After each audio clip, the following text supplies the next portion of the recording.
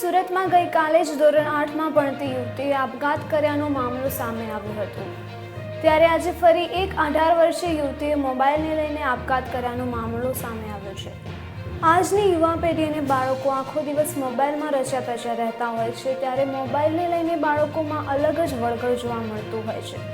ગઈકાલે જ પાંડેસરા વિસ્તારમાં મોબાઈલને લઈને માતા પિતાએ ઠપકો આપતા ધોરણ 8માં અભ્યાસ કરતી એક કિશોરીએ આપઘાત કર્યો હતો। હજુ આ ઘટનાને 24 કલાક પણ થયા નથી, ત્યારે તે જ વિસ્તારમાં રહેતી 18 વર્ષીય યુવતી આખો દિવસ મોબાઈલમાં જ રહેતી હતી। પરિવારમાં જમવાનું બનાવતા સમયે જમવામાં મીઠું વધારે પડી જતા પિતાએ યુવતીને ઠપકો આપ્યો અને કહ્યું, કામમાં ધ્યાન આપ, મોબાઈલમાં શું રહે છે। આ વાતનું લાગી આવતા 18 વર્ષીય કિશોરીએ ઘરના પંખા પર દુપટ્ટા વડે ફાંસો ખાઈ લીધો, આપઘાત કરી લીધો।